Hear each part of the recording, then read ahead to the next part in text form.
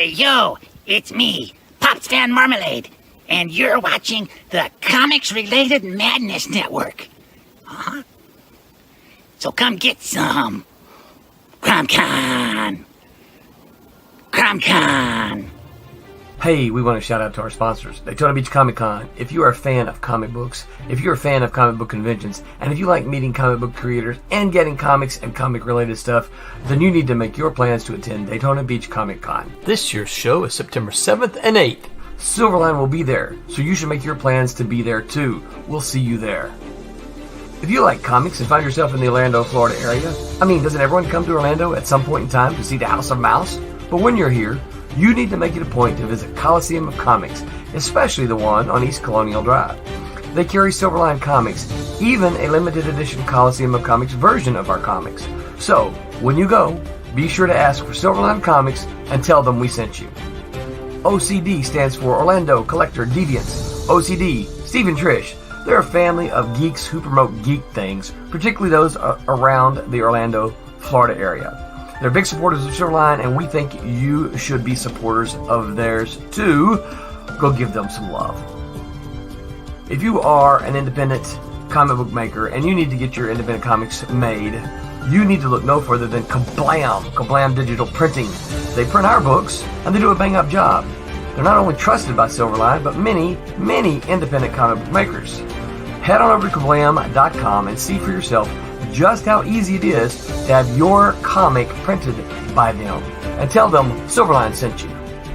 Hi, this is Tim TK, host of That Silverline Show on Tuesday. Join us at 11 p.m. Eastern, 8 p.m. Pacific every Tuesday night as we discuss pop culture and the joys of making comics. Hi, I'm Barb Gelber, co-host of Silverline's Wednesday Wham. Join us each Wednesday night as we discuss comics, literature, movies, and anything else that may catch our attention. I'm Roland Mann, and I host Silverline's Silver Sunday. Join me every Sunday at 8 p.m. Eastern as we make mine Silverline.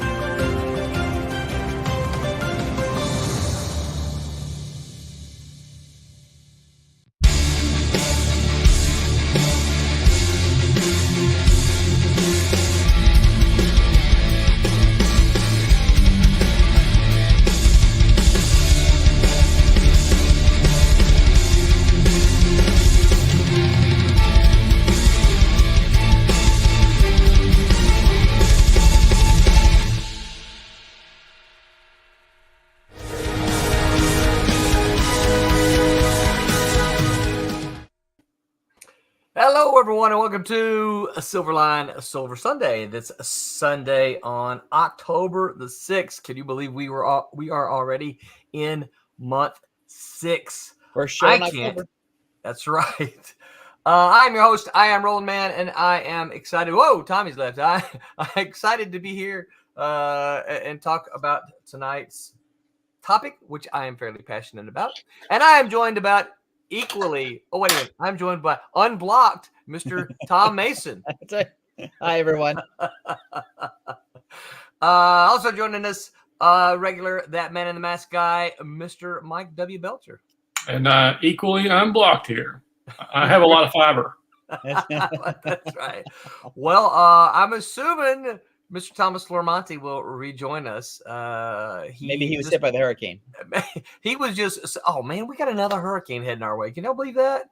Yeah. And I am supposed to be traveling out of state this coming weekend. That's not going to happen. Fingers crossed, because I'm going to a place that I have never been before. And it's a convention there that they're bringing me up as a guest and a speaker. So Johnson County Community College, for those of you taking notes, Johnson County Community College in Kansas City.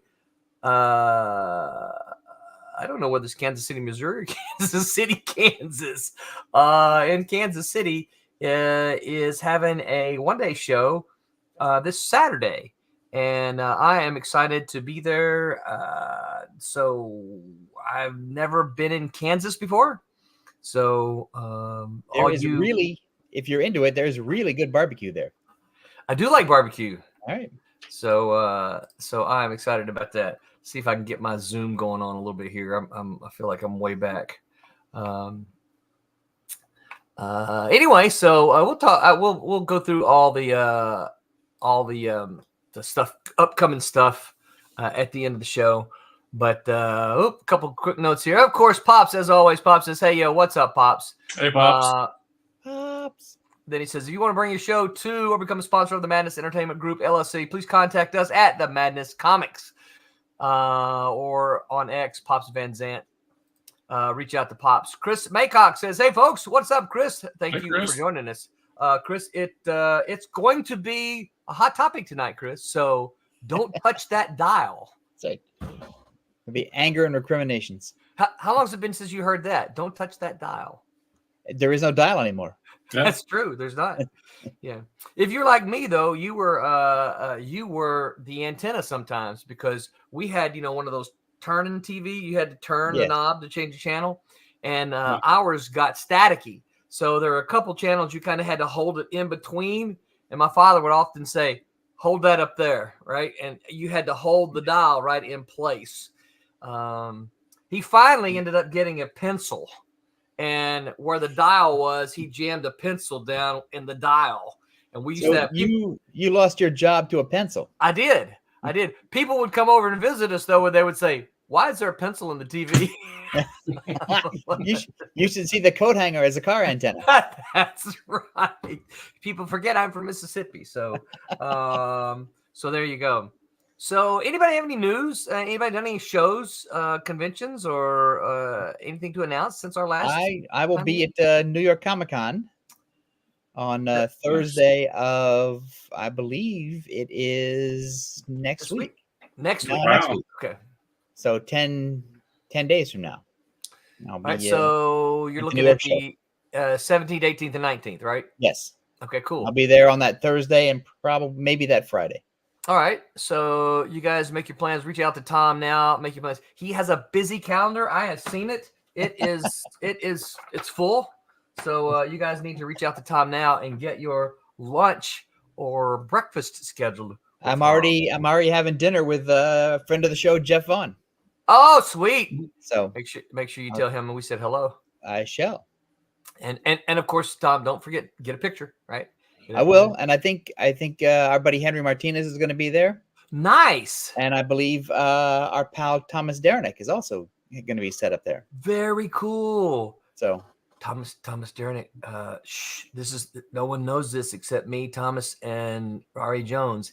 okay. He has done a cover for our Twilight Grim compilation. Oh, Cool. Yeah. One yet. That's secret news. he's a good dude, that Thomas Derenick. He is. And does some fine work. He does, going all the way back to Protectors. So been around a long time. I should. He's one of those guys that when we saw him initially, we thought, oh, this guy could be somebody. So it's nice to see that. It's nice to see that over the years he's actually become somebody. It's good to be right every now and then. So many times I'm wrong. Well, so Tom, you ever heard me tell the story of Billy Tucci? Oh, I've heard many Tucci stories. What do you got? Well, so you may remember a little bit about this. So I remember Billy Tucci. This is before he was Billy Tucci, right? Right. Tommy says he's rebooting. The StreamYard kicked him out. Chris Ulm, who was the editor-in-chief at Malibu, came over and showed me samples and said, you got to find this guy work. You got to find this guy work. And I'm like, well, Chris, I don't have anything. He goes, you got to find him work. Give him some work. I was like, Chris, who would you like me to fire? Don't fire anybody, Roland. This is the problem. We talked about this as you're an editor. This is part of the problem sometimes when you find an artist. It's like, okay, well, what am I going to do with this guy? Because I've got regulars on all of the books. And he says, don't fire anybody. And I'm like, well, Chris, I don't have anything unless you want to give me a new book or we'll create something. He goes, no, just find something for him. Chris, right? And then he left the samples there. And of course, I couldn't find anything for him because there was, I didn't have anything. Well, and of course, a year later, she comes out. Right. And he's all of a sudden he's Billy Tucci now. Yeah, all of a sudden he's Billy Tucci. And they're like, okay, who can I fire now? Right. The thing is that, and that's one of the bad things, I guess, about being in comic books is that there's an abundance of people. And you can find artists or colorists or even letterers that you're just like, oh man, this stuff is great. And it's like, but I got regular people on all my stuff. And unless somebody dies or gets sick or blows a deadline or whatever. Right. That's why I love stuff like fill-in issues that are standalone or anthology titles where you could at least put some people to work that you like. Right. Yes. Yeah. I agree. I think fill-in and anthologies don't traditionally sell, but I like them for that very reason. Yeah, I like them because there's new stuff, and an anthology. If there's 3 stories in the anthology, and I hate one of them, it's like, well, that's okay, right? Because I like the other one. 2 of them. And we're being joined by Thomas Flormanti, lover of spooky stuff. What's up, Tommy? I don't know. StreamYard just kicked me out, and then wouldn't let me back in. I had to reboot everything. We'll see if it. See what's going. I guess it's that hurricane already. Milton's already messing with me. You're gonna pre-blame it. You know the rules. When you're not here, we talk about you. So when you're not here, we talk about you. So that's true. I know. That's the rules, right? We did that too. I'm guilty of that. That's the way it goes. Grey Wolf says, "Hey y'all, what's up, Grey Wolf? Thanks for swinging by. We're gonna have some exciting stuff tonight. Talking about, speaking of getting fired and replacing creators, let's move on to our topic tonight. Right. So I have titled this thing "No Such Thing as Writer's Block." And before you guys jump in, let me precede a little bit, and then you tell me what you think. I've heard kind of a giveaway, isn't it? It is kind of a giveaway. Yeah, I guess so. I'm thinking maybe some of the folks in the chat will chime in and wanna argue just a little bit. Not that we're wanting to argue, but argue a little bit. Come on, bring it. But I'm sure you guys have heard. I know Tom has, as an editor, has heard this. Is you heard over the years? I've heard folks say things like, I would write more, but I was bothered by writer's block for from this year to this year, or I haven't been writing lately because I've got writer's block, and and of course I just kind of look at them with the side eye and go, what do you mean by that? And so I have a problem when I hear writers. Now, let me also backtrack a little bit. Well, what is writer's block? All right, great question, Tommy. I'm glad you asked. Okay, that. I'm going. He's done. He's done his part, right? Before my computer kicks me off again. I'm going to give my definition of what writer's block is, and then you guys tell me your definition. I think writer's block is when a writer says, I can't write anything. I can't come up with anything. My fingers won't press the keys. Therefore, I'm not going to produce anything. I'm trying to think. Well, you're fired, and I'm going to bring in somebody else. There you go. Well, somebody else will do it. Because comic books got to come out every 28 days. That's right. So it's not a poetry festival where you can just write whenever you feel like it. And it's not your great American novel. No, where nobody you wants can to read that either. 10 years to finish. That's the one thing I heard a lot in when I got my master's degree in the creative writing program. Great program, don't get me wrong, but I heard so many writers say, I've been working on my novel for 4 years now. And I'm thinking, 4 years to write one really novel? Good. I'm sure it's great. That's what you say when you're trying to pick somebody up at a party. It's like, I've been working on my novel for 4 years. Yeah. You come back to my place to read my novel. So why do you think people use these excuses? Because they're excuses. They get some out of it. Well, I mean, we all know what I'm just trying to come up with the reasons why they, you could actually make them legit. Like, sometimes I'm gonna flip sides here. So I'll be that guy. Me and Tom are ready. What if they just can't? Okay, let's take Mr. George R.R. Martin that can't do the last 2 books of the Game of Thrones things because he's written himself into a corner. Is that writer's block, or is that just writing yourself into a corner and you can't get out of it, and so he can't figure out how to end those things? Well, he also has a zillion distractions too. Yeah. Well, he does, but I mean, That- we're talking that it's been years. Yeah, You know. but here's the other thing. And then Once- HBO finished it for him if he just takes some of that. And Well, he didn't like it apparently. no, he didn't. Well, And also we the all other know thing- that's not the way that he would have wrote it. The other So- thing he got is he became like a billionaire. And sometimes I don't know this personally, and I don't think either of us know this either. But sometimes when you have a crap load of money fall into your lap, you just like, I'm done. you know, Lack of motivation. Yeah, we've Yeah. talked about it in the Kablam office. Barry, Gregory, and I. It's like he's not going to write the last 2 books. He's done with it. right? So He is. He's not going to make it. He's going to pass out before he. Yeah. Well, finishes. the other thing is he's being talked about right now, right? And people are constantly talking about when is he going to finish this last book, Yes. right? 2 books. It's not 1 book. It's 2 books. There's 2 more books. When is he going to do the last 2 books? The thing about it, if he finishes it, he's done, That's right. right? So there's no continual. When's he going to do it? When's he going to do it? When's he going to do Yeah, it? so I have heard when's he going to finish it for several years now. Because there's an author that I read named George MacDonald Fraser who wrote the Flashman books, and the last one of his that was published came out, and then he died shortly thereafter. And I refuse to read the last one, even though I want to, because I know it's the last one. And there's not another one coming out. Yeah. So I sort of understand that if George R.R. Martin finishes his books, it's like, well, he's done. What's he going to do next? He's not going to create a new TV show or write a comic book or something. But here's something I'll say. But he did. We did, yeah. That's one of his distractions. That's one of his. But I mean, he is writing more stuff. He's writing other stuff in his universe. He's just right. not The wild finishing card it. thing. He did the wild cards. So, and this is why I say George Martin doesn't have writer's block, because he's writing. Yeah. Yeah. Right? He He's just hadn't writing. finished the thing we wanted to finish. So, right. some of the stuff that I've heard him say was that he's written himself into that corner that he can't figure out how to get out of. Is that a block that he can't figure out how to get No. himself to? Yeah, I don't. Because I would say if he put his ass in the chair and got rid of all the other distractions, and somebody took away his money, Yeah. he'd probably find a way. He'd probably find a way to write himself out of the corner. Yeah. Yeah.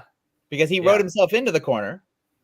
Yes. And And it it's- seems like the other books he wrote himself into plenty of corners that he figured out Right. how to get And I out, think- because that's the way he likes to write. And I He think likes that- he likes to screw himself so that way he can figure out a cool way to get right. out. And of I it. think that's the cool thing about writing is you really want to try. I wouldn't necessarily refer to it like this, but that's a good way to say it. Is you try to screw yourself. Yeah. Which is I want to get my characters in a situation where it seems like they can't get out. Mm-hmm.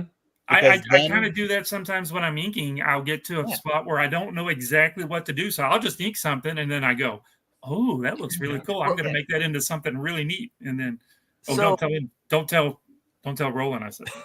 Yeah, So, because Tommy, do you get inker's block then? The reason why I don't get inker's block is I just move on to something else. Yeah. right. Yeah. If I get to a panel where I'm like, I'm not really sure how I'm going to do this background. I'm like, oh, there's a face. I'm going to just jump down to it and start Well, trying. But it's Straight the to same way with penciling, because somebody's going to say, well, he's just tracing. Well, it's.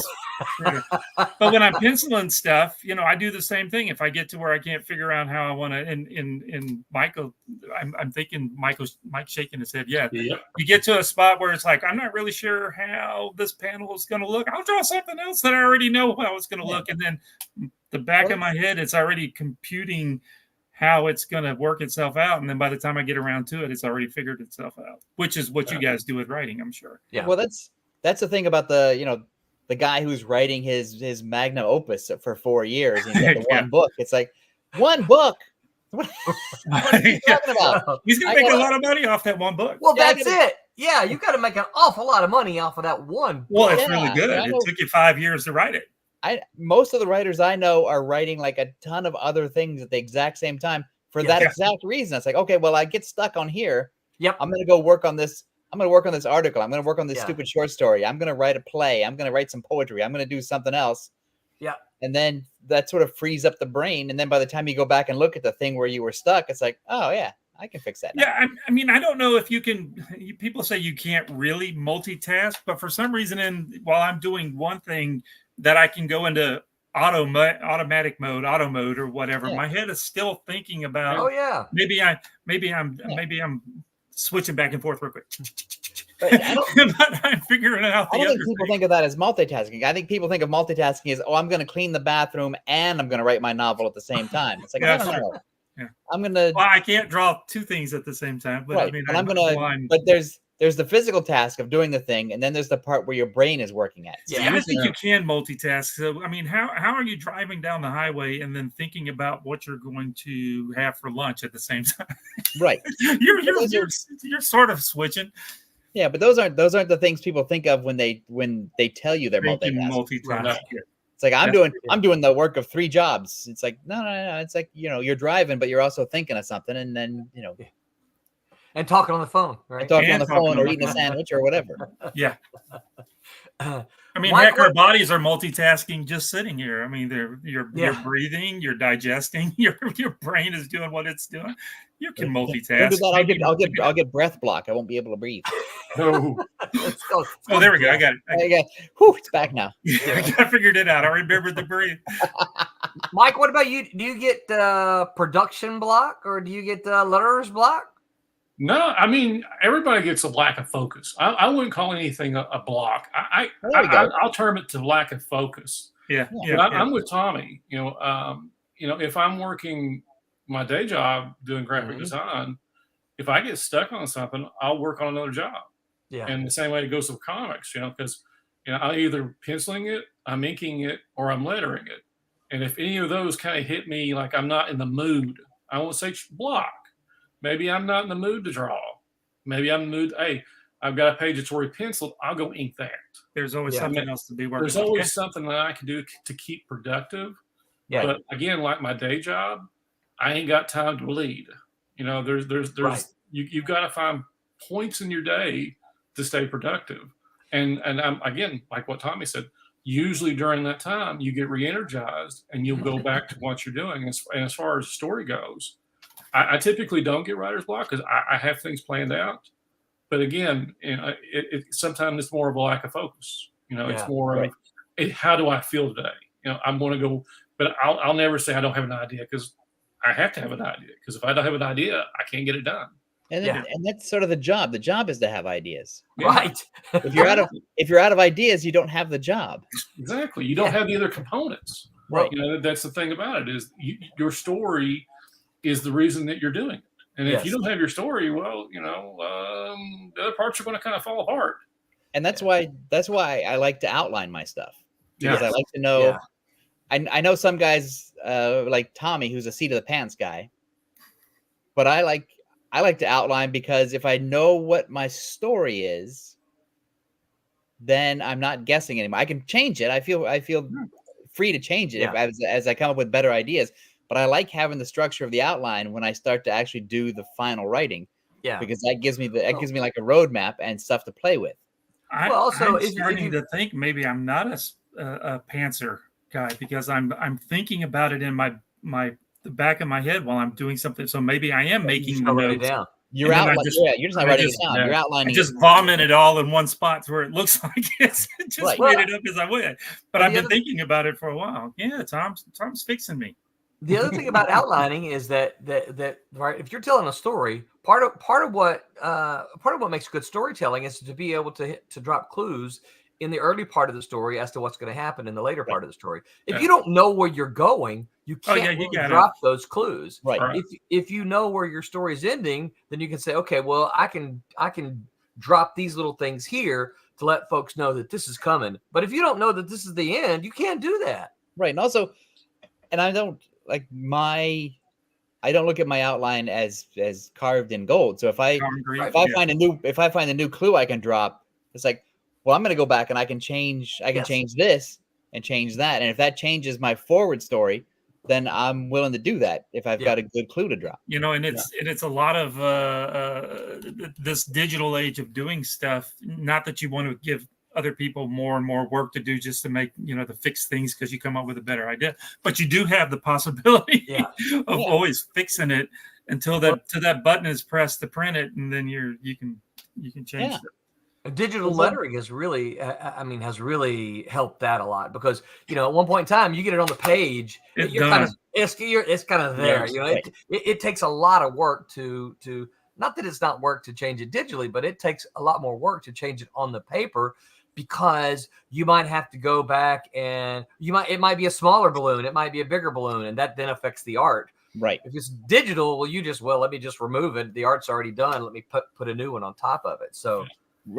Roland won't tell this story except behind my back, but I'll tell it. Is that one of the great parts about working at Malibu Comics is because I was in the office all the time, and Roland was in the office all the time, and Roland was my editor, and we had the letterer and the colorist in the office all the time.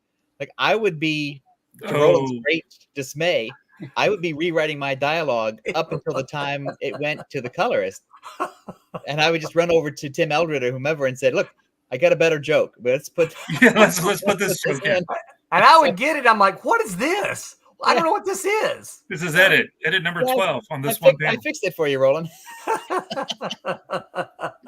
Yeah, this is not what I approved. But Right? Or wait, this is not what's on the script. I don't understand. It's better now. And Tom goes, "It's my business." But I'm used to working that way in television. When we were doing animated shows and we're in the recording studio, we have a final script and the actors are reading the lines from the script, and some of the actors are like, well, this is what it sounds good on the page, doesn't really sound great when it comes out of their mouth, or somebody has a better joke. You fix it in the script. Or somebody can't pronounce something properly because you're basically you're rewriting a final script at the very last possible second. Yeah. And then if you get the following week, somebody says, "Hey, you know what? That thing we did last week doesn't work. Let's do it again." You rewrite it again. So I'm rewriting dialogue up to the very last, almost up until the time it goes to the air. Yeah. Yeah. That's the way that the South Park people do it, right? They can put out an episode in a week if they need to, something. Yeah. They'll put whatever they're working on to the side and just crank out one really quick because they can. Yeah. I would love to make full-time comics in the modern era, because I would just be that jerk who was like, "No, we can change everything." All the last changes, redraw that. That. I would have the entire office just hate me. Well, as long as there's the budget, I'm sure the pencilers. Well, that's the thing. I think is the art team wouldn't care, right? Because that's the thing. If I'm paying freelancers to do that, I'm more selective about their time and about the money. You're trying to make sure it's done. But I would still want the joke to be rewritten and redone, even if I have to pay for it. Yeah. Because I'm taking up somebody else's time. It's not just I'm not just the artiste who has, listen, I have a great joke and everyone's going to fall in line and do my work for me. It's like, no. Those 3 pages, throw them away. You're not getting paid. No, I would. I gotta pay people for their time. So if I come up with a great joke, it's got to be worth me paying somebody's time. Yeah. To quote unquote fix my stupidity. Yeah. And speaking of JC Vaughn, I think it was JC Vaughn. I have to go back and look. Did he write some Scooby-Doo? I don't know if he wrote Scooby-Doo. Somebody else then. So one of the things we talk about, one of the things talking about in my class sometimes is that, this is why it's on writers to be specific in what they write. When you talk about paying your freelancers, is if you don't put it included in your script what needs to be drawn, the artist is going to draw something. You don't then have the right to complain about it if they don't draw what you don't write. I'll give you for instance, and what JC, I'm blanking on his name now, and I hate that. He wrote an episode of an issue of Scooby-Doo in which he had them in a putt-putt course, right? Right. And as is Scooby-Doo, somebody put on a werewolf uniform and was chasing them around, right? Well, in it. What? No. Yeah, right. Yeah, but in the script, he called him Golf Wolf, right? In the script, he said Golf Wolf is chasing Shaggy and Scooby with a club in tow, right? And then he describes the putt-putt thing. Well, the artist drew the wolf chasing him with a caveman club, right? No. And he says, say golf that's club. not, that's right. Yeah. He goes, that's not what I had in mind. He Well, goes, that's I what you had in wrote, mind buddy. a golf club, but he didn't write golf club. He just wrote a club. So he talked to the editor and he goes, hey, editor, this is not really what I had in mind. And the editor says, well, let's see what you wrote in the script. He goes, well, you didn't write a golf club in the script. You just said a club. And he said, does it change the story? And the writer's like, no, it doesn't change the story, but the joke's not as funny, right? He goes, well, because you didn't write it, we're going to have to pay the artist Joke's to on you. fix it, right? Because you didn't write it, and that's your mistake and not his. Now, had he written a golf club in his hand and the artist draw a caveman club, then it's on the artist to fix because the artist is the one who made the mistake. Although I would argue that the editor should probably caught that. Yeah. Yeah. And did the artist draw a putt place? I mean, yeah. I think I would course argue that he's the drawing a club. Well, if I'm drawing a putt, if I'm drawing a golf course, maybe the club might meet a golf club. Yeah. Right. You thought the artist might have said, hey, what kind of club is this? Right. That depends on the relationship you have with your artist too. Yes. Yeah. Yeah. Yeah. Because in the old days, that was a $1 a minute phone call, but in the modern era, that's like a text. Well, also talking about making these changes is that today everything's digital, right? I can ask Tommy, hey Tommy, man, can you fix this? And Tommy's like, yeah, it'll take me 20 minutes, 30 minutes, right? And then Tommy can email it to me, and I can have it in 30 minutes. In the old days, Tommy would say, yeah, I can fix it tonight. I'll get it out in FedEx for you tomorrow, and then you'll have it the next day, right? Yeah. 3 days. Not only did it cost a little money to spend the time to do it, then you're paying for overnight FedExing, and then you're paying, Right. Yeah. And you have to wait all that time. Yeah. And then I still drew it wrong. And then we, you of would course, have to we do it thought, again. hey, 3 days, that's something back then, but now it's almost instantaneous. Right. Which So- I think encourages people like me to behave badly. No. Probably so. So why don't Tommy? Tom mentioned this earlier. Why don't doctors get doctor's block? Because the patient will die. Exactly. I think. Well- how scared would you be if the doctor came in and said, You know, I don't know, I'm blocked. I got nothing. I got all Yeah. these books. I got all this education. I got all these medical bills school bills to pay, and I just. well, I got nothing. is Dr. Block a misdiagnosis? No, that's just somebody being wrong. That's just Yeah. him being. But I mean, he's got to come up with something. He knows he's got to say something, so he's going to go, "Yeah, No. it looks like you got gangrene in your foot." He goes, "But it's my elbow." That's what, if he doesn't know, that's take 2 pills and call me in the morning. Yeah. But I think a doctor does what some of us have done in the past, which is you go to somebody out that you know. Yes. It's like, hey you guys, look I'm looking at this weird spot on my patient. I don't know what do you got. I'm going to send you a text with the picture in it. Tell me what you guys think. And that's so you're not blocked. You're using your network of buddies. Yeah.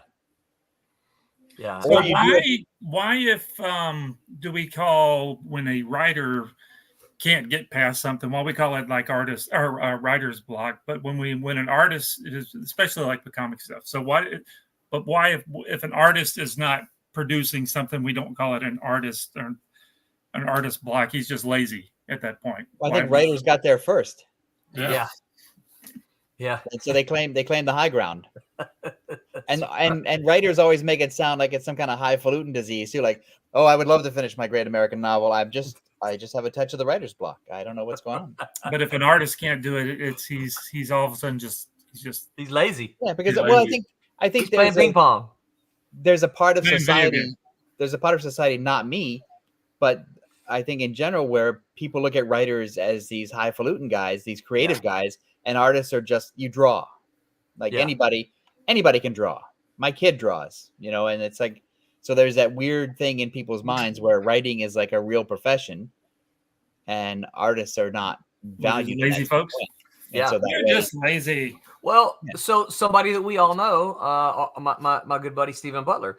I can't tell you, even as recently as just last year, he and I had a conversation about this. Is that people in his community are still like, you draw a comic, but what do you do for a real job? Right. Mhm. You know, and he's like, I've been drawing Sonic, I've been drawing Spider-Man. This is my real job. People, we talk about it, Stephen and I. People at Yeah. his church that doesn't know what he does for a living. He knows that he does art, but they think that's just a little side hustle. Right. It's a cute little hobby that people do. Yeah. And I think, I've got some crayons. You want them?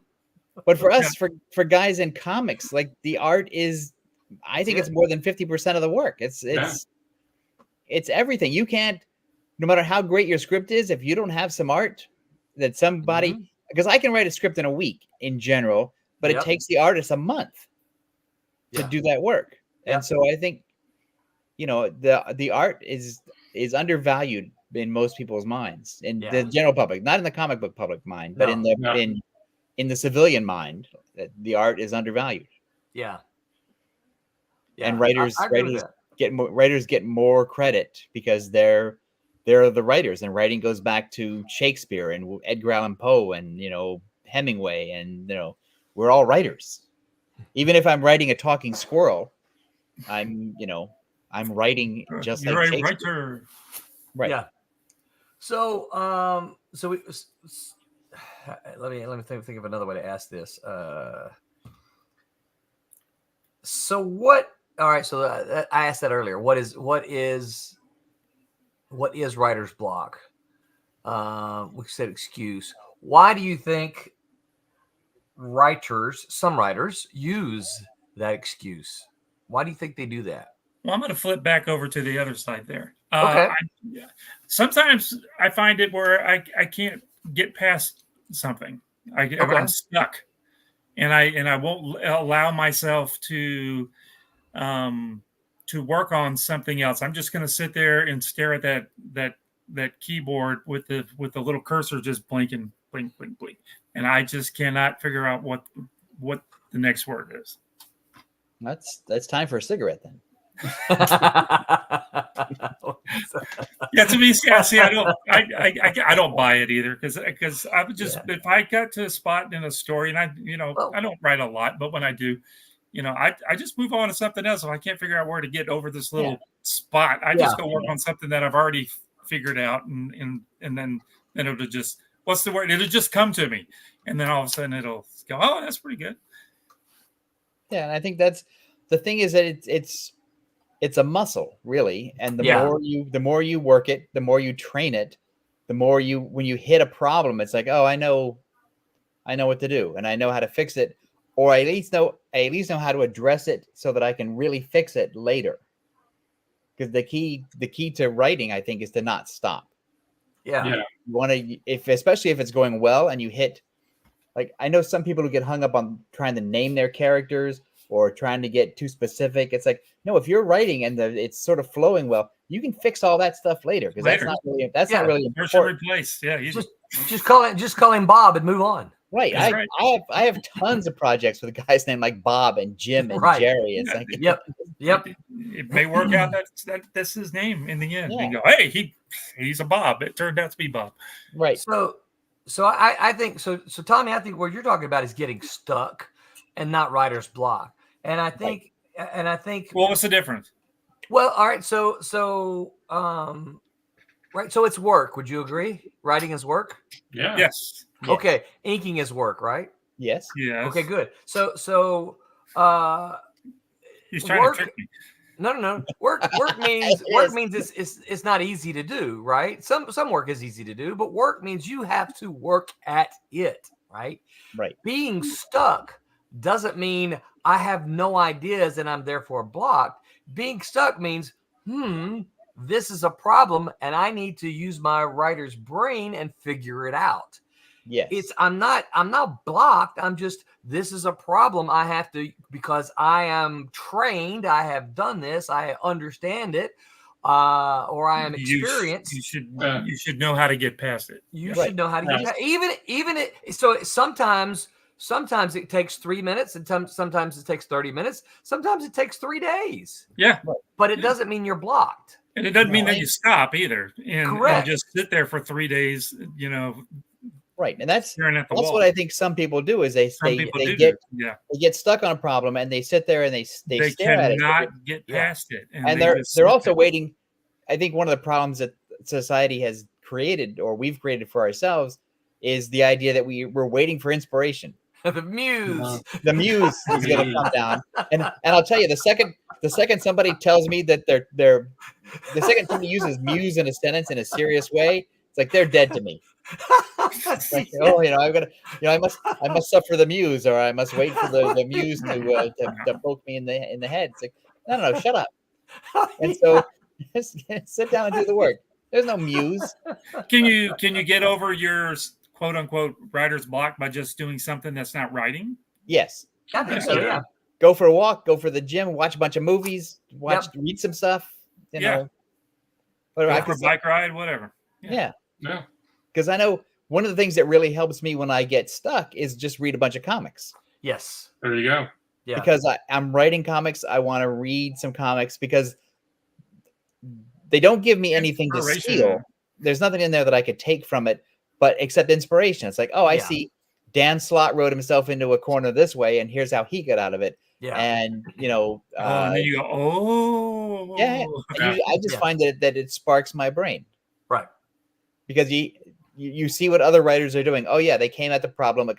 They wrote themselves into a corner, and then they came at the solution from like out of the box. Okay, so I want Roland and Tom to answer this, but I want Tom to or Mike to. So, do you not start on a next issue unless it's written, or do you do like I do and just start drawing because you kind of know where you're going to go? The books that you're doing yourself, your books, Mike. Oh, the thing about it is, sorry, I was thinking about something else. No, I'm sorry. No, really, he was multitasking. It's called multitasking. I was thinking answer ahead. Well, I guess the question: Will you like you know that you're working on issue 5 of Man in the Mask, whatever? Would you wait till you scripted the whole or plotted the whole thing out before you started drawing page 1, or would you just start going at it because you really kind of know where it's going to end up? Because I'll just start drawing because I kind of already know where it's going to go. Well, I've got blurbs for every issue. So, but they're just blurbs. They're like 4 sentences for every issue that I'm going to work on. And actually, I've started that book, and then I started developing the rest of the book. But I usually that first page or two, I typically have in my head when I get off the blurbs. And so, that's where I start off at. And then the rest of it, I start outlining. That way that I can keep everything straight, that I know where I'm going to put this at, where, again, I'm working a couple of issues ahead, also in my head and also on paper. Where am I going to drop subplots at? What are plot B, plot C's, that kind of thing. So again, everything in Man in the Mask is typically kind of mapped out for me as long as I kind of walk the path. And the things I fill in the blanks that, I get stuck or I have a lack of focus on, I'll go off and work on some other part of the plot because, typically each comic's got 3 acts.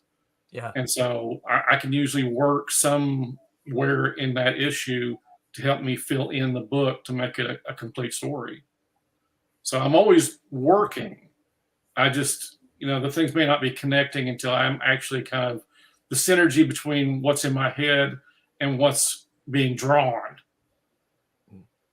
Yeah. Kind of make the whole thing start working for me. That's where the story really comes alive. Because once I start seeing things that maybe I'm stuck on or stuff that I'm trying to develop, a way a particular person looks, when I start drawing the character, how is the rest of the book going to go from there?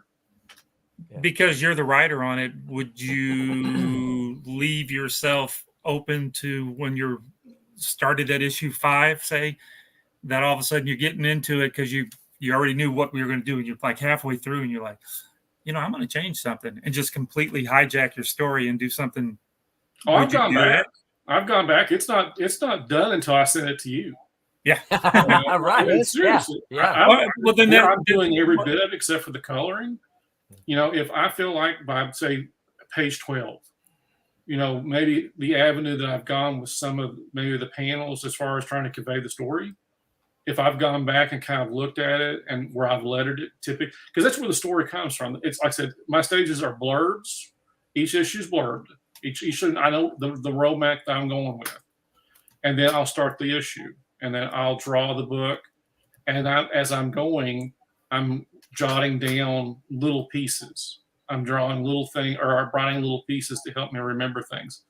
And then if by 12 or 13 or 14 or whatever, I'm starting to think, well, I like where I'm going with this, and I'm definitely on the right path, but I need to go back and emphasize something else. So I'll go back and see where I need to kind of bump it up.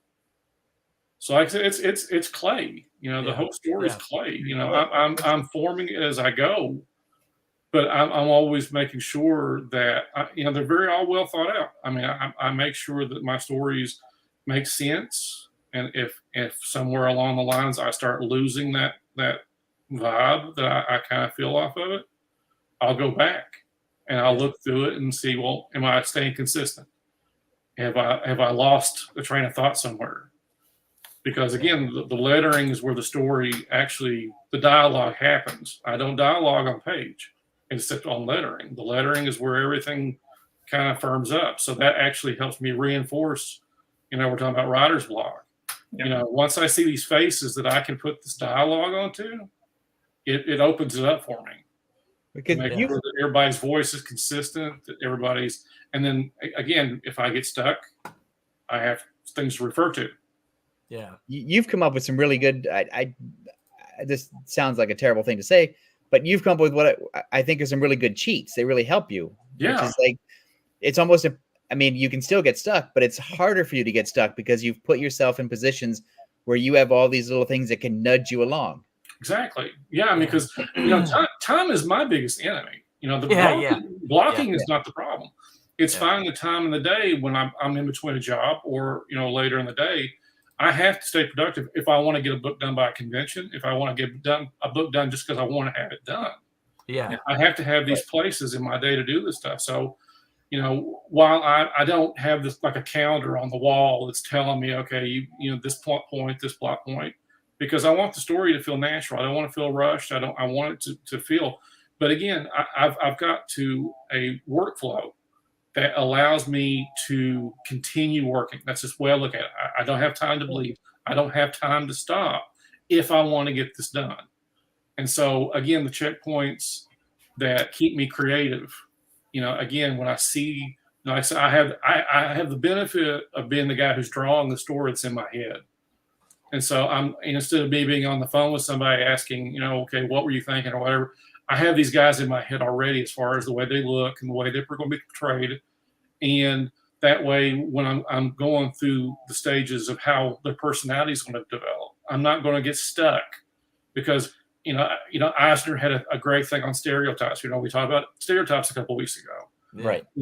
That way, when you start drawing facial features, that personality develops. So therefore, again, like you said, I've got to cheat. I've got a way to know how this guy's dialogue and the story is going to progress with him because I'm visualizing him. And then I've put him on page and I'm keeping it going. I'm just keeping the idea going. And it's interesting to me because the way you described it is if you have to, like, because you can only work in pockets of time, it sounds like when you leave the page to go do your other job, when you come back to it, you can just throw yourself back into it right away because there's always something to do. There's always something to do. You're not coming back to a blank page and starting over again. You've always got yourself these little bits and pieces where you can start to work yourself back into the groove again. Yeah, I think that's genius. I think that's I don't know about genius. It's one of those worker things, it's clever and it's helpful because I think the thing for any creative person is you want to try to maybe I'm speaking for myself, but maybe I'll speak for others, is that you want to avoid always starting with a blank page every single day. Yeah. Like I always leave myself unfinished work at the end of the day when it's time to quit and time to go to bed or time to do something else, so that when I come back, I'm picking up in a spot where, I'm in the middle of something or I'm at the tail of something. I'm never at the very, very beginning. Leave your sentence unfinished. Yeah. If I had a blank page to start every day, I'd have a problem. Yeah. So I would just, if I've got time to draw a page, I'll draw a page and a half. Right. And that way, that half page of Something to breakdowns. start working That on. way, when I you have see some something. place I can start. Because in the morning, if I've got time between jobs, or I have to wait till the afternoon before I get to it, I want to make sure I'm hitting that gas pedal. I'm not going to get stuck thinking, where am I going to go? No. I started it yesterday so we could avoid this problem. Right. Yeah. This is where I'm going to be able to start here, and then that I can finish this page. And by the time I finish this page, well, I know where the next page is going to go. So I rinse and repeat. It keeps people from getting stuck, and I think Yeah. that's the key, because once you find yourself consistently getting stuck, then you're going to have a hard time getting started again. And it's always better to get in the, it's a writing, I think is, this sounds like I just said the word muse, but writing is like a journey where there's, you've got to get, the starting is always the hardest part. Yeah. Your coat with elbow patches is on the way, Tom. That's right. And my pipe. So tell me more about following your muse. But I think the more you can minimize always starting, because Roland and I knew a guy, Steve Gerber. Yeah. Always, oh my gosh. He wrote in a linear fashion, and he stared at his computer until he got each page done in order. And it's like, that's madness. Oh my gosh. It is madness. It is total madness. I don't understand that at all, because I found that he would sometimes get mad because the idea wasn't coming as fast. It's like, well, don't write in order. Yeah. I write when I'm outlining, I outline my scenes out of order based on scenes that I would like to see. Yeah. Yeah. And then, because that's an easy way for me to jumpstart my story. And then as I develop the story and some of the scenes that I really thought would work don't work, I just throw them out. Because with the computer, I can just cut and paste it, and I can save that scene for later. Yeah, absolutely. Hang on a second. Hang on. Hey, chat, there's a whole bunch of you guys out there. Y'all leave some comments. Let us know what you think. Are we right? Are we wrong? Do you get writer's block? Or do you get writer's block? What do you think when you hear someone say writer's block? What are your thoughts? Chime in there. Let us know what you guys are thinking. I've got another weird thing. So, which kind of goes with what you were saying, Tom, a second ago. So, do you, Roland and Tom, do you think that myself and Mike, because we're drawing the stuff that we're writing, when we're doing our own projects, do you think that we write differently, quote unquote, write stories different than the way that you guys write stories? Do we compute the writing part? Do we come up with the script, the story differently than how you guys come up with the story? Now, I can't say that so much about Tom, because you like to draw a little bit yourself, but I know Roland can't draw a stick figure. So, True. So does Mike and I think about writing differently? Because I kind of do like Mike says a little bit. I basically come up with what I want to do, and I see it in my head before I even put the first word down. I've already got the movie in my head. My story's already done. I'm just figuring out how to get it on a sheet of paper at that point. We're visualizers as opposed to typists. Yeah. So I would say my guess would be probably.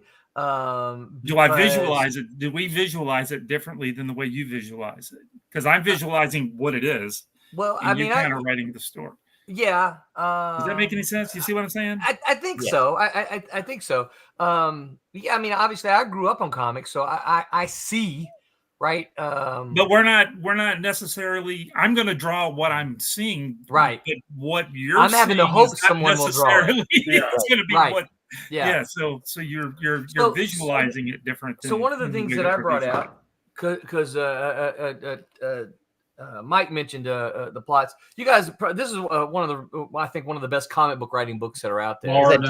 It's the DC Comics Guide to Writing Comics by Denny O'Neil. Yeah, and in here he talks about the Levitt's paradigm, right? And then he goes through where he has the A plot, B plot, C plot, right? And then gives an example of this right here, right? And oh my goodness, what is that? I don't write like that. Now here's the funny thing. I was doing this in the 1980s before I even knew what this was, right? Because it makes sense. Yeah, because it makes sense. So now what I do though, so for mine, what it is I say, okay, here's this character. here's this thing that I'm about to do to this character, and here's what they have to do. And I put that all in a column, right? Right beside that, I put, here's this other character. Here's this thing that they've got to do, right? Here's their path.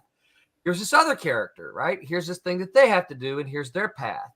So I kind of figure out what the characters are going to do, and then I figure out a way, because I don't want to just tell all of this story and then all of this story. So I'm like, well, let me tell this scene from this guy or character A. This from character B goes in here. I'm not ready for the timeline for character C yet. So I'm going to go back to character A. It's the next scene for this character. So I try to, a little bit like what Tom was saying. He writes his scenes, and then you can kind of plug them in wherever More of a you flow need chart, to, wherever you need to. Yeah. I think the difference. I think the difference is, and again, this sounds like I'm going to say muse and smoke a pipe or something, but I think the difference is Roland and I are writing scripts where we over-explain stuff because we're dependent on another person. Yeah. Mm-hmm. Yeah. So we tend to write more than is necessary than if we were drawing it. Yes. I think you guys, the two of you, Tommy and Mike, are doing the same sort of thing, but you don't have to explain as much as we do, because you keep it in your head, or you draw notes, or you have sketches for it. I think so. So I think our process is the same. We just are writing stuff down more. Yeah. To make sure it gets across what you're. But I think the coming up with the ideas and putting them in the correct order and figuring out the structure and how to tell the story, I think it's all very similar. It's just that Roland and I have to write it down. Yeah. Yeah. And you guys can sketch it out or cheat and just keep it on Post-it notes. I could just say Zomboy and the gang is walking across the street, but I already knew that they're going to be tripping over this and doing this and this. Yes. You don't have to describe the street because the street because I already know what the street looks like in my head. Yep. And that's the difference. Roland and I would have to research the street because I knew it was going to be dark because I just knew already that it was. Right. Yep. So I think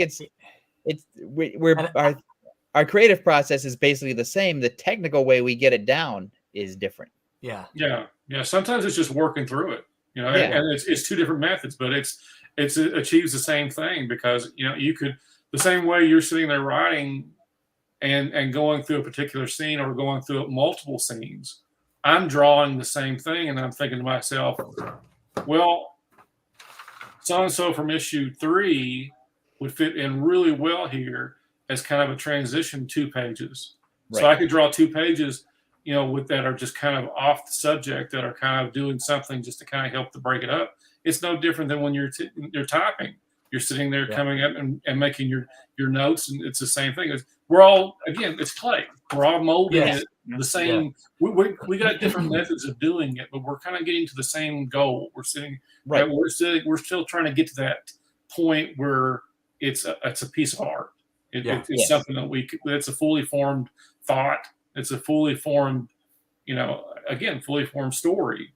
But again, it's different. It's 2 different ways to go about it. Yeah. And the only thing that I genuinely really think about is, well, who the hell is going to read this? Yeah. Like it's got. Or does the artist? Because I don't mean up on your line there, Tom. But it's like I have to figure out. I see it in my head. How do I get it on the paper so that the artist is going to see the same thing that I'm seeing? Whereas I think if Mike and Tommy see it in their head, it's like, well, it just has to travel down their arm. Right. Yeah. They don't have to do 6 hours of typing. No. I think the only times I make real notes is in the thumbnailing when I go, Thomas, remember that you need to put this clock in the picture because a clock's going to be 5. I need the clock later on. Yeah. Don't forget to draw the stupid clock because you need that clock in the stupid picture or whatever it happens to be. Yeah. Because I'm like, I got a really good gag with this clock later on. I need to have it. Yeah. So is there writer's block? No. No, I think it's just working. It's working through the process. That's doing the job. Yeah. Because I think there's a difference between. I think writer's block is like a real mental health issue. Yeah. Or it's a young person's issue because they don't have the tools to figure out how to tell a story yet. Right. They don't know that it's stuck. They don't know that okay, I'm not blocked. I'm just stuck. I'm so stuck. They say, I got to find I need to find the tools that help me unstick myself. Yes. I see that as the artist block when people bring artwork to the table for you to look at, and you see them drawing a whole bunch of, whatever it is they're drawing, and they stop at a certain point on the same kind of drawing every time. It's like, why did you stop here and keep drawing draw something else? Just move on past it, and they won't. Yeah, finish this picture, draw something else, draw the background here now. Why just stop at this, shirt, and you didn't draw the wrinkles in the shirt? You see that a lot. Yeah. I think some people use the writer's block as an excuse. They don't want to do the work. It's like, that could be the other part. Which is I could write. I'm almost finished with my my 4-year epic, multi-part novel series, but I got writer's block, and that maybe they don't want to. Maybe they don't want to sound like a real writer now because you have a writer's disease. I think there are people who want to be called writer. It's like they want to wear a badge right here that says I'm a writer, right? But when someone says, "Well, okay, cool. What are you working on?" Well, I've got writer's block right now. Yeah. So I must be a writer. I got block. I've been working on my screenplay for 10 years, and you know how Hollywood is. Yeah. Okay, well, that's fine. I've been writing dozens of bad comics for 20 years, and I'm almost at a stage where I like what I'm doing. That's right. Yeah. Yeah. So all right. So you get stuck. It's not block. What are some of your strategies for getting unstuck? I just do something else. Yeah. It's like I think I've said it before. It percolates in the back of my. It's like those coffee pots with the little bubbly thing at the top. Mm-hmm. Those old pots that I just go work on something else, and then eventually I go, "Oh, that was it," and then I'll go back in. Yeah. I think the dumbest thing a person can do as a creative person is just do one thing. Yeah. Yeah. I think that's a huge mistake. I think if you're to work on that one novel or that one screenplay or that one thing, it's like, no, because what helps you is to work on a bunch of different things in that same area. Yeah. Like if you're an artist, draw some sketches. If you're an artist, go out and do some live drawing. If you're an artist, go to a drawing class or do whatever. If you're a writer, write something else. Yeah, the easiest thing, because I've heard people say, well, I've got this other thing I'm working on, but I didn't want to write on it. My thing is always, look, you got to, if you don't already have a journal, start one, because there's no right or wrong in your journal. I mean, you know what I'm saying? It's like, it's not like you're going to take your journal and submit it somewhere. This is your personal stuff. You can't be blocked in your journal. Right. Right. Well, I don't know what I did yesterday. I'm blocked. Well, because he sat there all day staring at the computer screen. Well, even if it's just the book of daily sandwiches, it's still and journaling doesn't have you writing. I do a comic strip. I sit there with little talking heads of just goofy stuff, of just it could be just inane conversation, and it's just fun. It keeps you writing. It keeps you creative when you're sitting on the couch and you're really not interested in anything that's going on. And grabbing a sketchbook and sitting there with two talking heads, having again a very bare bones, you're not really trying to make it look like a comic. You're just trying to make it look like, again, a journal. And it's like, this is what happened. This is what I'm thinking. Well, stupid, can't you do this? And I think for me, one of the things is when I'm writing something and I'm deep into it, I start getting ideas for something else. Yeah. All the time. And I find that my creativity is sort of opened up. And so while I'm writing something, I'm also, I won't start the new thing, but I'll start to make notes off to the side. No, that's so that later on I can come back to it. And so that really helps. And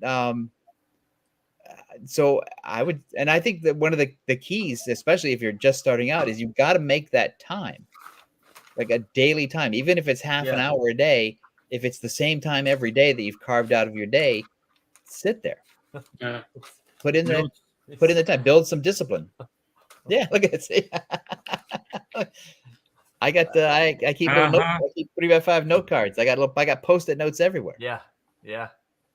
All right, got a couple comments here. Gray Wolf says, I think of storyline ideas while I'm inking panels, then draw the pages to follow the storyline ideas. There we go.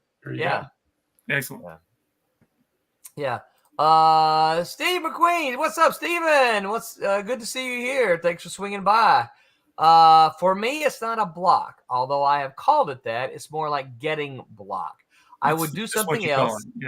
Yeah, while I'm doing that, I'm also thinking about other ideas or ideas about what I'm working on. Yeah.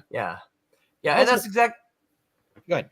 Yeah. I was going to say that's exactly it. Yeah. Steven, I would have been real disappointed had you said you believed in writer's block. Steven's a former student. That's also the thing is, if we say do other stuff, and then the examples that I've given are all creative, but you could also do stuff that's not creative. Oh yeah. You could read books, you could go to the movies, you could go for a walk, you could go to the gym, you could go there. There's tons of all you want to do is get that brain in a different space for a short period of time. I'll go walk my pup, just to go outside for a second, and then all of a sudden it comes to you the answer. Go for a bike ride. How many ideas do you get on your bike ride, Tom? All the time. Yeah. Right. You want to stop? You go, dang! I didn't really think about it. I know, right? Yeah. Also, when you guys, because I know a lot of you guys live close together. When you guys get together at a show or something, and you have lunch or whatever, how many ideas do you come up with? So many. Here's what we should do, and Oh, Tommy's got this one. He talks to me about every single time I see him. I'm doing it. I'm doing it. I'm going to do it. I'm going to do it. No, I don't have a block on it. I just got to make the time to do it. I know it. I'm doing it. If you've got like 4 or 5 comic book buddies or 4 or 5 creative buddies, get together for lunch. Yep. Or get together on a Zoom and just start BSing. Yep. And that's what we're doing here. That's what Exactly. Stuff just happens. That's one of the reasons I love these that we do here. Stephen McQueen says, "How you doing?" I'm doing good, Stephen. Thanks for asking, man. Thanks for swinging by too. Drop me a note and catch me up. Tell me what you're doing professionally, man. Hope you're getting some good writing done. Don't get blocked. What's that? Don't get blocked. Yeah. I know. Don't go chase the muse. That's right. What was that? I can't see if I can't remember it right. And how can I tell it in polite company? When I first got started, when I first got started, we used to do. Tommy remembers this. We used to do a show down in New Orleans called NASF, New Orleans Science Fiction Fantasy Festival. That's where I met Sid Williams and Joe Lansdale. George Martin was down there. Yeah, George Martin was down there. Robert Petty was down there. I remember they were talking about this guy who used to. Oh, the vampire lady. Well, yeah, right. Yeah. She went to one of them. I remember seeing her. I didn't meet her. Nancy I didn't Collins. meet her, but I was scared to death. She's like a vampire lady. I'm not. One of the guys told the story, not my story. One of the guys told the story that he used to write stories for Penthouse Letters, and he said that I'm not going to tell anybody. He said, oh man, I've got this great idea for a story. He goes, I'll tell you in a minute. And then he walked into the restroom, right? He was gone for a few minutes, and he came back, and they said, well, tell us your story. He goes, the muse has left. The muse. The muse has left. Wait, you know Joe Lansdale? Peripherally, yeah, not well, but he used I just finished one of his Happen Leonard novels, which is the first thing of his I've ever read, and he's great. Oh, I read some of his short stories that he wrote back then, and he also wrote a Batman novel that I read called Captured by the Engines. It's pretty good. Oh, I don't know. Yeah. I think he's great. So Barry really likes Happen Leonard, but I haven't read any of those. Yeah. Oh, okay. Well, I would recommend them to you then. If you like Private Eye novels that are not like Private Eye novels. I do. I'm a big. You remember Andrew Vox, right? Yeah. Yeah, I'm a big Andrew Vox fan. Well, the thing about the Happen Leonard novel, or at least the one that I've read, is it feels like a cowboy movie or cowboy novel that's sort of dressed up like a Private Eye novel. Okay. So, Yeah. but it's really good. I enjoyed it. I got to find another one. They're hard to find unless I want to order them off Amazon. Yeah, and pay lots of money for them. Well, what I find is, again, the to get back to the getting stuck thing, is going to a bookstore and looking for stuff is a lot better than just ordering stuff on Amazon, because I find stuff in the bookstore that even if I don't buy it, it sparks my imagination. Yeah. Yeah. It's discovery. Yeah. Right. Instead of just going to Amazon looking for, well, what Isaac Asimov book do I not have? Right. Because there's only 300 of them. Right. Steve McQueen says, time is the problem. Life has the habit of being the nemesis. He's right. Yeah. It does. Well, here's what I did. So years ago, when I had a real job, and I was in school, and I had school and I had a job, I would just get up an hour early each day. Yeah. And I would carve out in that morning, and I would do the thing in the morning. Yep. And that way, no matter what else happened during the day, you're already. I got my stuff done. Yeah. You don't have to realize, oh, I'm so tired when I get to the house. Right, And then because you did it already. You're done. Because my job wasn't mentally taxing. It was working in a grocery store, and school wasn't really mentally taxing because I'm lazy and bored. So, but I would get tired by the end of the day just because you're up 16 hours. Yeah. So if I would get up early, and I would just devote that first hour of the day before I showered, before I had breakfast, before I did any of that stuff. I would just sit there and I would write. And at the end of the hour, I'd be done. But I would put in the hour. Yeah. Yeah. So. Yeah, because, after you've worked and after you've gone to school, all you want to do is sit down and watch MASH. Right. I don't want to. Yeah. I don't want to do my third job. No. Yeah. No. Yeah. And that is a problem with students a lot of times, because they are working. They do often they do have a family life, kids they have to take care of. But I would say this: we grew up in an era where you had to write at your dedicated writing spot because your machine was too big. Yeah. You couldn't just take it anywhere. You couldn't take your typewriter or your big laptop or your big desktop computer with you. Your electronic typewriter. Now you got your phone. You just take your phone out. If I had you don't even have to type. You just talk. Right. Just talk. Yeah. You're just an idea person at that. Just screaming ideas into your phone. It's like that would be. Well, I'd be doing that all day long. I still like to. For me, I still like to do that initial part longhand. I like to sit down with a notepad and a pencil or pen and jot and they look horrible, right? My notes often are, I write something and then I'll write something else, and then all the way down at the bottom of the page, I'll come up with a completely unrelated note that I'm like, I don't want to confuse this with this idea up here, so I'll write it down here. Yeah, or draw lines or boxes around stuff. So it's very sloppy looking, but I still prefer to take I don't want to sit here and think on my keyboard. This is what I want to say. I'm sitting down to write now. Well, you're basically sketching. Yeah. You're playing with the clay that Mike said, which is you're basically doing the same kind of thing that Mike does, only Mike's drawings are much better. Yes, yes, they are. Eye of the beholder. Everything I write for me is longhand. Any of the stories is I don't type in any of it. I make a tiny grid. I have a big piece of 8.5 by 11 paper, and I will sit there and I will make either a 6-panel grid or a Jim Shooter 9-panel grid, and I'll just start mapping out where my stick people are going to go. Because I find that if I can help for the page, because even it doesn't look like anything that's going to be finished, and I would never give it to the artist and say, here, draw this. But it helps me see what I'm doing. Used to. That's true. I've seen this. Yeah.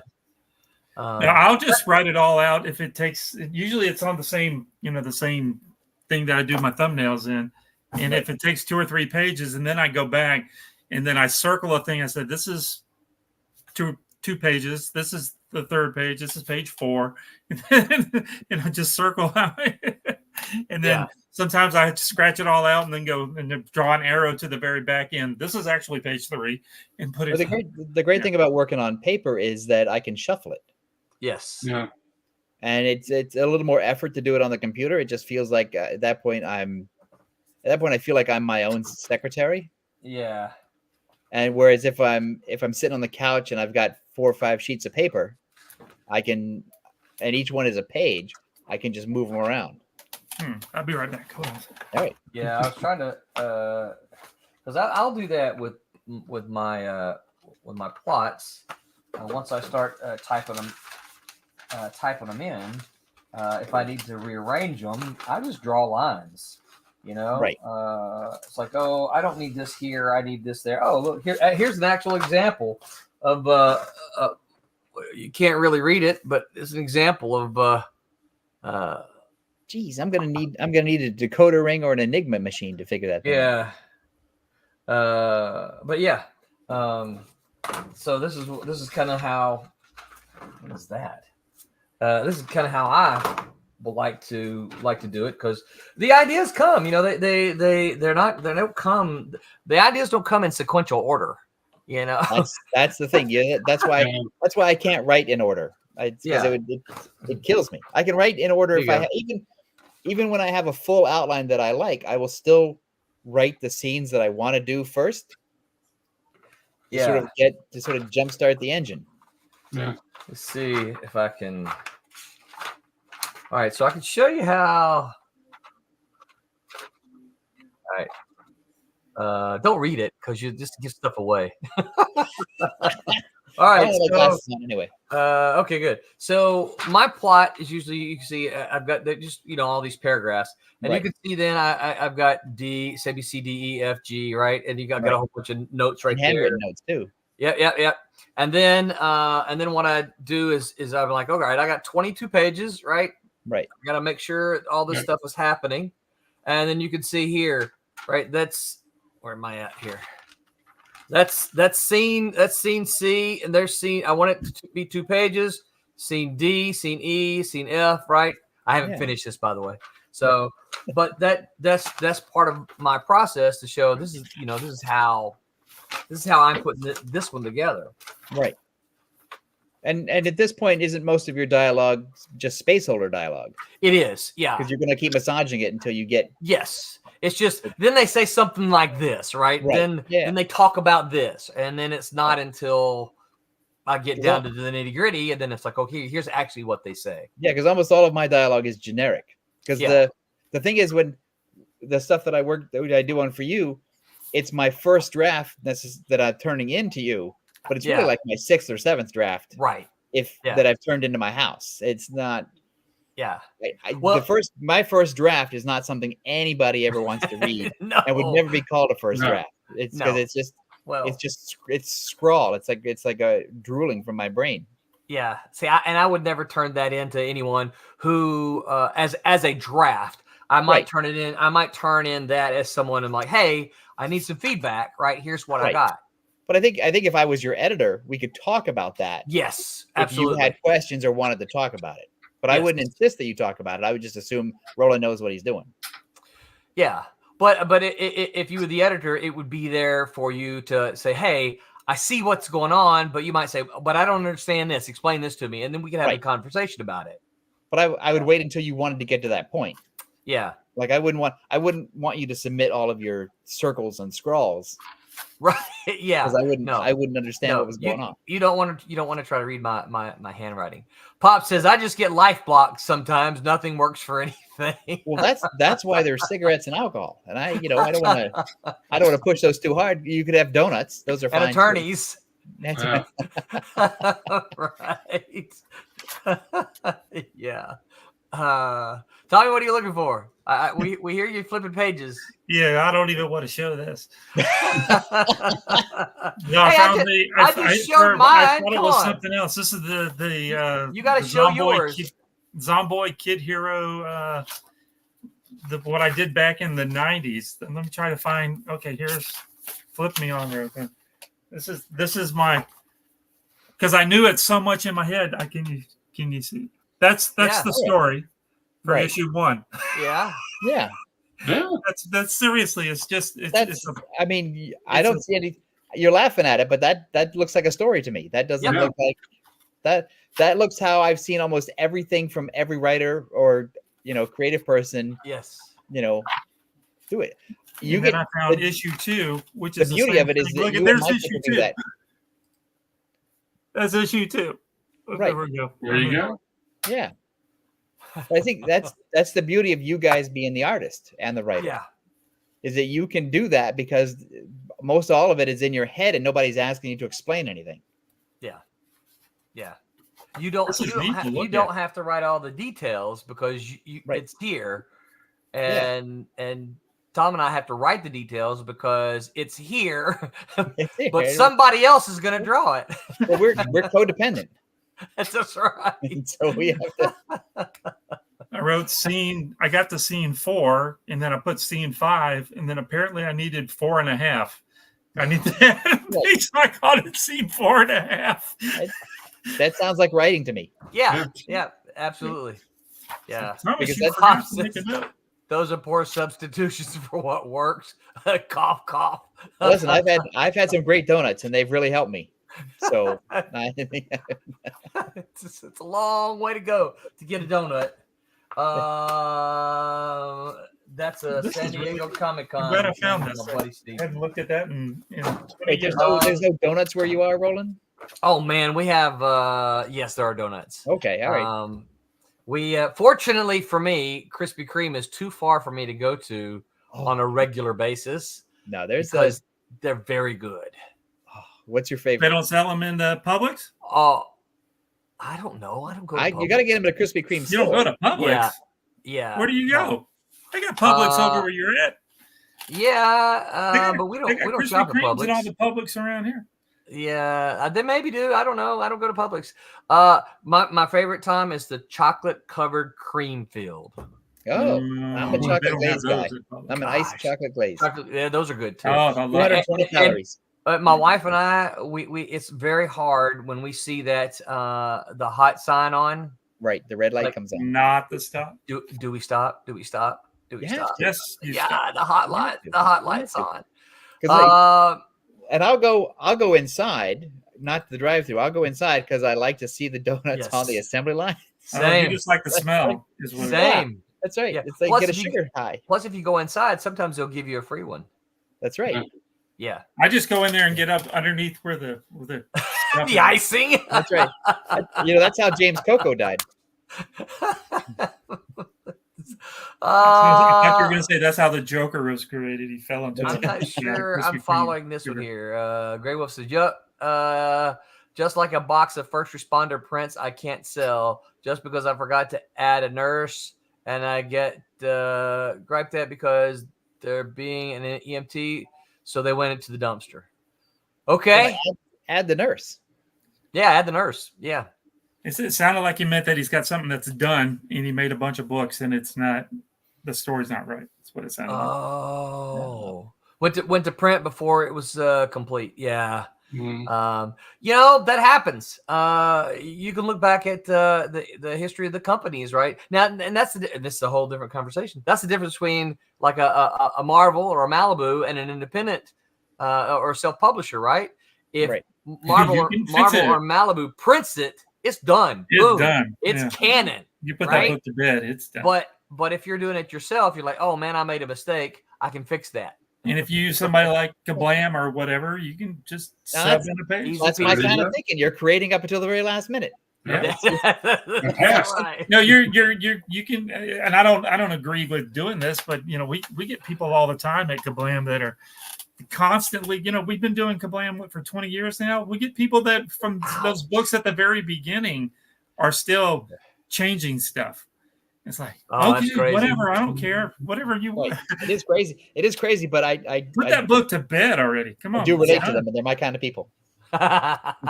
Yeah. I can't say anything to that. Well, it's, All right, fellas. Looks to Yep. me like the old clock is ticking right along. So the answer is the clock does not Almost. have time block, time block? does it? There's no clock block. Oh, I had you gotta be I had to careful. say that. I had to enunciate carefully. You did. You did, because otherwise Pops is going to be in trouble. We're gonna get kicked off of YouTube right now. Well done, Roland. So, all right, guys, we have a campaign going. Let's see if I can get here. I was wondering if you got it, Yes, sir. Diamond. I sent you because somebody didn't let me know. Yes, I did. Very nice. Yes, this is Team Beetle number 3. In fact, you can see here, inked by Mr. Floramonte, penciled by Excellent. Jose Fuentes. And I don't know about the pencils, but I know the inks are available. Did they sell yet? I don't know. I don't think so. Are they up there? They are up. They went up in an update. So I'm gonna go get them. This is a beautiful, beautiful cover right here, you guys. Shiny. Get And over that's there with to the prismatic. We're gonna go prismatic on this one. Prismatic. The silver. Nice. Every time I do 2 or 3 times a week, I'll just do a whole bunch of them because it's a big hoop to jump through to do those. So I'll just do everybody's at one time. I'll just do a whole bunch. And so I drive Barry and Jennifer crazy. It's like, look at these silver books. They look great. I love this the best. And then all of a sudden, look at these prismatic books. I love these. They're the best. And Barry's like, which one do you like better? Whichever one I just came off the printer is the one. Yeah, that's right. Because I don't know which one I like better. See, it's like donuts at Krispy Kreme. Yeah. That's right. All right, let's see here. Tuesday. Tuesday. The Silverline show on Tuesday. How to create effective body horror in comics. The crew discusses how to use body horror in a comic in a way that is as delightful as it is disgusting. Body what? Horror. Horror. Body horror. I'm not sure I understand what that even means. I might have to jump over there and you got to tune in. I'm going to find out I'll what be it there. is. I always bug them. On Wednesday, then, Wednesday Whammer is going to be talking about guilty pleasure tropes, overused tropes, and plot cliches that one can't get enough of. That's for the Wednesday Whammers. Guilty. Next week, we're going to talk about comic book distribution pros and cons. We'll probably talk about some of the history of stuff. Some of these guys have been around for a while, and they can remember even newsstand distribution. So we'll talk about a little bit of the history of distribution, and maybe even kind of where we think distribution might be going. We might solve, as Tommy and I like to do a lot of times when we get together. We like to fix things, right? Fix it. Yeah.